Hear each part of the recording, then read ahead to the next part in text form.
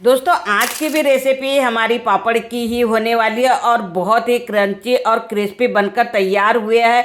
और ये जो पापड़ है ना, मैंने आज जिस चीज़ से बनाया ना, आप खुद भी विश्वास नहीं कर पाएंगे कि ये पापड़ हमारे इतने अच्छे, इतने क्रंची क्रिस्पी बनकर तैयार हो सकते हैं। वैसे दाल के पापड़, चावल के पापड़, साबूदाना के पापड़, आलू के पापड़, कई प्रकार के पापड़ बनाकर ज़रूर आपने स्टोर का किए होंगे। लेकिन आज के जो पापड़ हमारे हैं ना, ये हमारे साबूदाना, दाल और चावल तीनों को मिक्स करके बनाने वाले हैं। और ये साबूदाना के पापड़ तो इतने क्रंची और क्रिस्पी बनते हैं, स्टार्टिंग में आपने देख ही लिया है। लेकिन यहाँ पर ना मैंने 1 कटोरी साबूदाना लिया है, 1 कटोरी उड़द की दाल है हमारी। ये वैसे मूंग के दाल के पापड़ तो हमेशा बनाते ही है, लेकिन उड़द के दाल के पापड़ आज मैं पहली बार मैं खुद भी बना रही हूँ। और साथ में चावल भी हमने लिया है, ये भी 1 कटोरी, मतलब उड़द की दाल 1 कटोरी, चावल 1 कटोरी और साबूदाना 1 कटोरी, तीनों को मिक्स करना है। और मिक्स करने के बाद में हमें अलग अलग रोस्ट कर लेना है। रोस्ट करने के बाद में फिर हमें इसका पाउडर बना लेना है। तो तीनों को रोस्ट करने के बाद में मैंने तीनों का पाउडर बना लिया है। और फिर हमें 1 1 कटोरी है तो हमें नापने की ज़रूरत नहीं है, क्योंकि साबूदाना, चावल और दाल तीनों हमें क्या बोलते मिक्स कर लेना है। और फिर हमें 1 कटोरी पानी डालना है और इसे मिक्स करना है। दोस्तों पूरी रेसिपी ज़रूर देखिए, आप लोगों को भी विश्वास नहीं आएगा कि इतने अच्छे पापड़ बन सकते हैं। तो बस हमने 1 कटोरी पहले डाला पानी, फिर ये दूसरा कटोरी पानी हो गया हमारा। और फिर हमें इसमें लग रहा है और पानी डालना पड़ेगा। तो 3 कटोरी आटा है तो 3 कटोरी पानी हमें इसमें लगना ही लगना है। तो ये देखिए 3 कटोरी पानी हमने डाल दिया है। और डालने के बाद में इसे हमें अच्छे से मिक्स करना है। अगर चम्मच से नहीं हो रहा है तो आप हाथ से करिए, हाथ से ज़्यादा बेस्ट और जल्दी हो जाता है। तो बस इस तरीके से ना हमने फिर 1 कटोरी पानी और डाला, मतलब 4 कटोरी पानी हमने डाल दिया। तो 4 कटोरी पानी डालने के बाद में हमारा घोल कुछ इस तरीके से बनकर हो गया है तैयार। अब हमें क्या करना है, इस घोल को ना 2 घंटे के लिए सेट होने के लिए रखना है, क्योंकि हमारी दाल का पाउडर भी फूलेगा, साबूदाना भी फूलेगा और चावल भी फूलेगा। तो हमें 2 घंटे तक इसे ढककर छोड़ देना है, ताकि तीनों अच्छे से फूल जाए। और उसके बाद में ये देखिए इतना हमारा गाढ़ा पेस्ट बनकर तैयार हो जाता है। अब हमें इसमें डालना है काली मिर्च पाउडर, साथ में नमक स्वाद के अनुसार नहीं डालना है, कम ही डालना है। और फिर हमें डालना है हींग। हींग डालने के बाद में फिर हमें डाल देना है थोड़ी सी कलौंजी और जीरा। बस इतने ही फ्लेवर हमें डालना है, इससे ज़्यादा कुछ भी नहीं डालना है। और अगर आप लोगों को डालना है एकदम चटपटे से बनाना है पापड़, तो उसके लिए आप हरी मिर्ची डाल सकते हैं, लाल मिर्ची डाल सकते हैं, जो भी फ्लेवर डालना है आप इसमें आराम से डाल सकते हैं। हमारा घोल तैयार हो गया है। अब हमें लेना है इडली का साँचा और इसमें हल्का हल्का हमें तेल लगा देना है। सारे साँचे में हमें तेल लगाकर रख लेना है। और उसके बाद में जो हमने घोल बनाकर रखा है ना, वो घोल को हमें इसमें डालना है। तो इसकी इडली नहीं बनाने वाले हम लोग, हम इसके पापड़ ही बनाने वाले हैं। तो क्या है, ये ना इडली में डालकर अगर हम लोग पापड़ बनाते हैं ना, तो टाइम नहीं लगता है, जल्दी पापड़ बन जाता है, घंटों पकाने की ज़रूरत नहीं पड़ती है। वैसे तो हम लोग नॉर्मल गैस पर पकाकर भी बना सकते हैं, लेकिन अगर इसमें इडली स्टैंड में डाल दो, टेंशन ख़त्म हो जाती है और आराम से पक भी जाता है और कच्चा रहने का चांसेस नहीं रहता है कुल मिला के।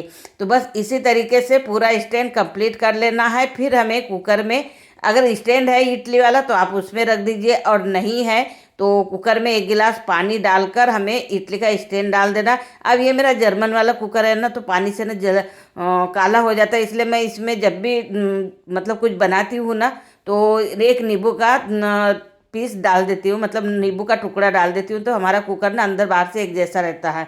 तो बस इस तरीके से हमें कुकर की सीटी निकाल लेना है और इसे 15 से 20 मिनट तक गैस की मीडियम आंच पे हमें पकाना है। गैस की मीडियम आंच पे पकाने के बाद में फिर हमें इसे थोड़ा ठंडा होने देना है। और फिर हमें स्टैंड को निकाल लेना है बाहर। बाहर निकालने के बाद में फिर खोल लेना है। अब ये तो नॉर्मल ही है, जैसे कि हम लोग जिस तरीके से इडली वगैरह बनाते हैं और निकालते हैं।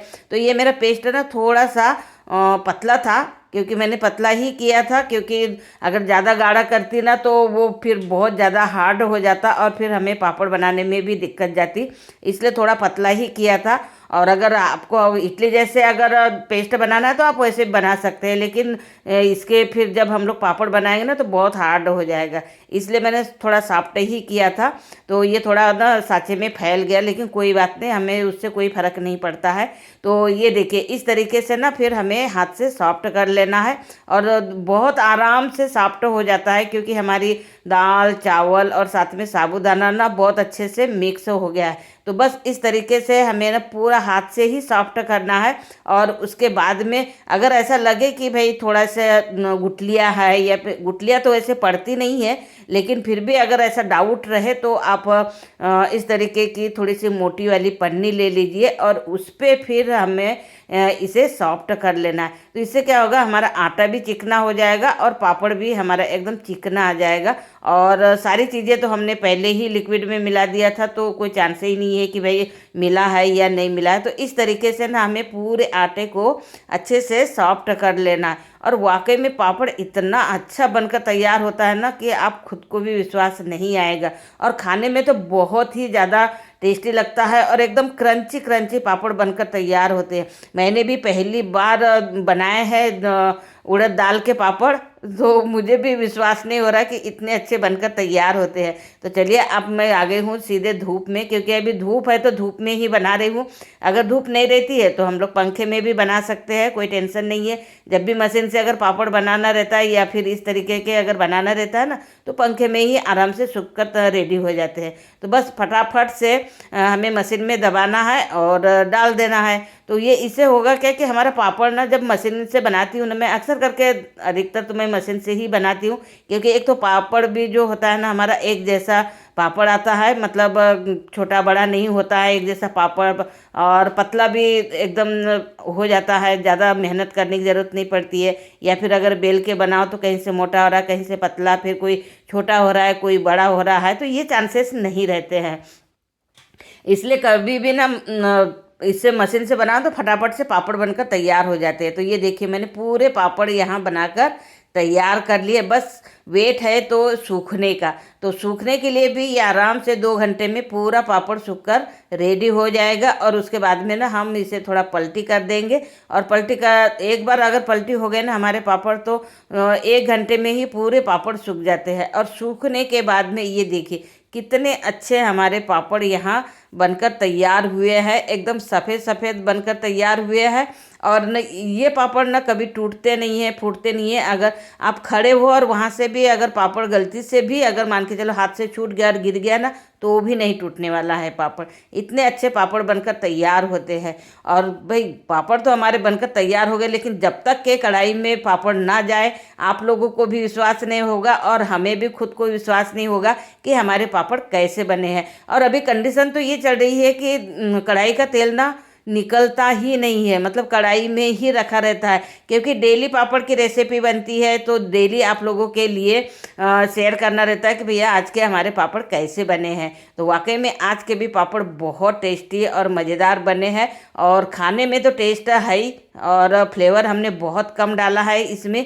बस तेज़ ज़्यादा नहीं है, केवल काली मिर्च का ही हमारा थोड़ा सा चटपटा सा पापड़ बन जाएगा। बाकी वैसे कोई हमने मिर्ची वगैरह नहीं डाली है, लेकिन वाकई में खाने में बहुत टेस्टी और क्रंची तो इतने बने हैं कि वाह, मुझे विश्वास नहीं हो रहा है कि इतने अच्छे पापड़ बनकर तैयार हुए हैं। तो दोस्तों आप लोगों को मेरी ये रेसिपी कैसे लगी कमेंट करके ज़रूर बताइए।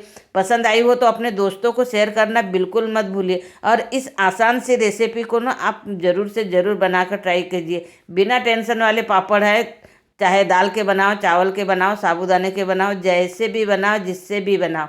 तो चलिए मिलते हैं नेक्स्ट रेसिपी में। Thank you, bye bye.